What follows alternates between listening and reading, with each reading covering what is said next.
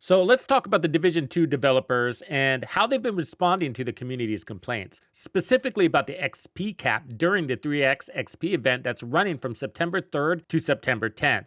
Now, I just put out a video on this, so if you need to get caught up on the subject, I recommend you check that one out. Originally, they set the cap at 70 million XP, which, let's be real, is pretty limiting for anyone wanting to grind hard during the event. Players weren't too happy about it, and they made their voices heard loud and clear. And it's great that we were all on the same page about that. Well, guess what? The devs actually listened. Can you believe it? They've just announced that they're increasing the XP cap to 700 million. That's 1,000 SHD levels. It's not unlimited, but it'll be really hard to hit that cap. This is a huge turnaround, and it shows that the devs are paying attention to what the community wants. Well, a little bit. So we're going to break down what this means for the event, how this new cap impacts the grind, and why this change is a big win for the players. If you're ready to level up like crazy, this is the news you've been waiting for. So let's dive in.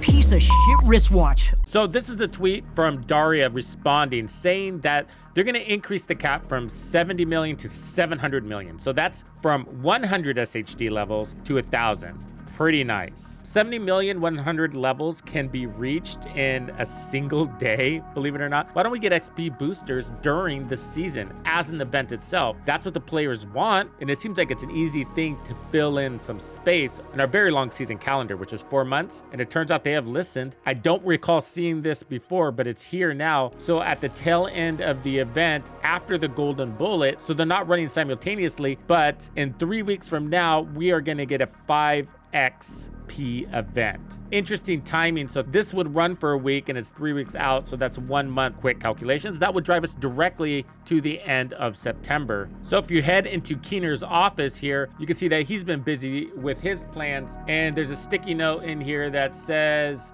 that the next phase of his plan starts on October 10th. Does that mean we have a 2-week gap between when this season ends and this one begins? Possibly. Maybe that's a soft way of letting us know. Time will tell. So let's do some quick math. Now, I know there's a lot of people that claim they can do more, and okay.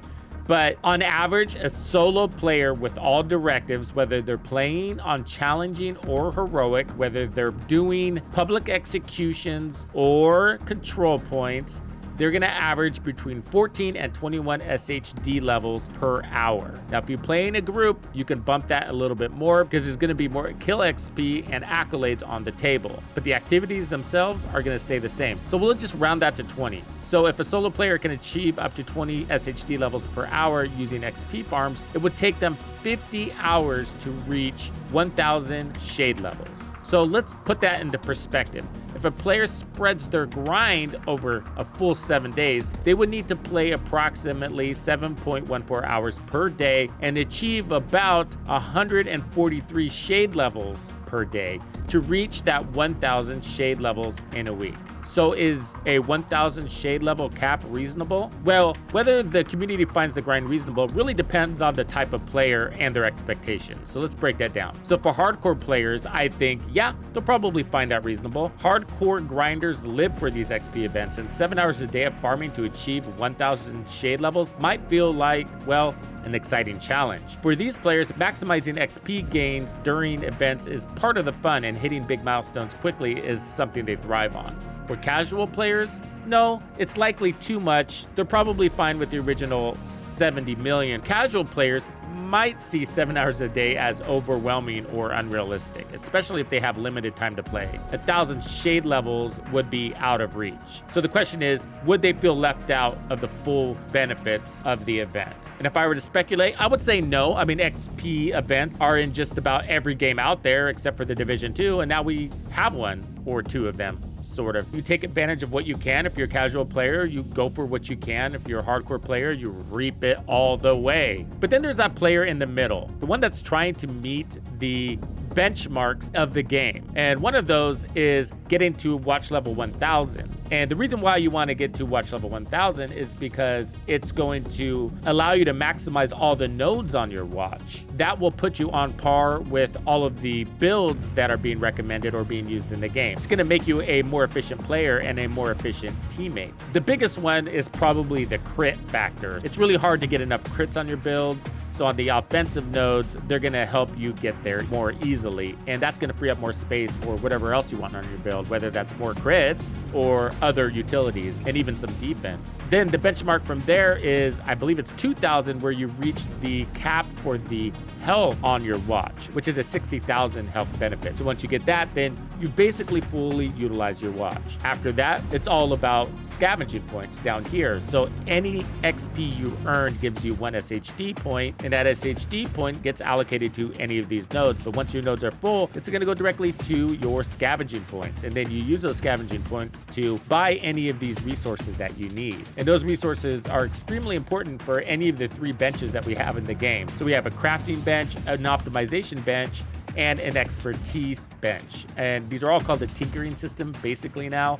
So it's all in here. Optimizing your gear is extremely expensive. It's very resource intensive. And that's why resources are the real grind in the game. And then the expertise system, although it's not required, it's the real grind in the end game. And resources is directly connected to your XP farming. And that's why players, even like myself, farm for XP. And currently I believe we're at what, 25 levels right now? Maybe 26? It goes up with every season as they introduce more gear. XP is and always will be an important element in this game, especially if you want to continuously progress your character. Now, the devs have kept a tight leash on the XP in this game. I'm pleasantly surprised that they are sort of going outside of their comfort zone and giving us something like this. There's a percentage of the community that wants to grasp their power quickly. That's what they do. They go out there and find those XP loot caves. Now, the devs found it as their prerogative to limit that. So they went around and ensured that all the loot caves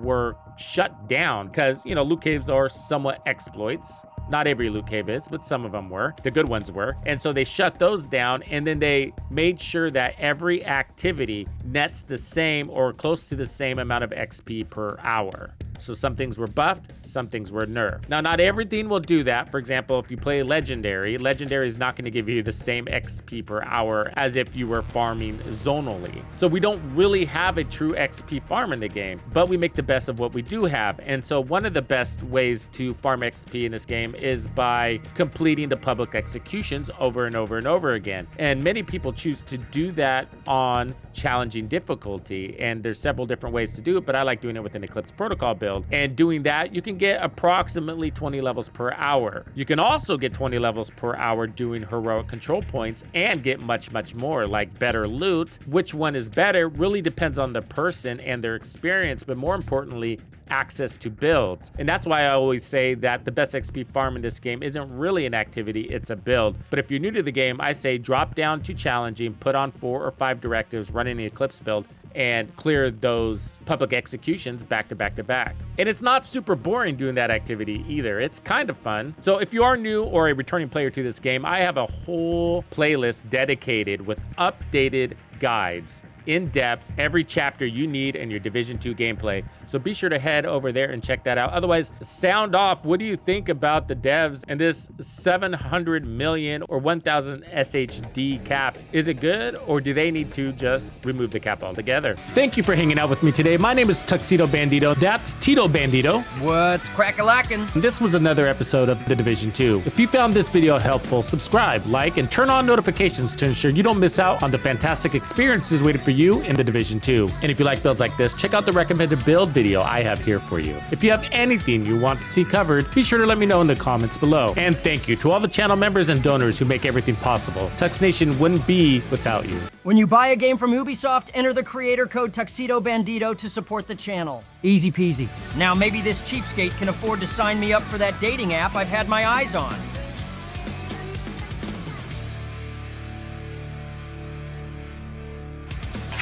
Follow me. I get it.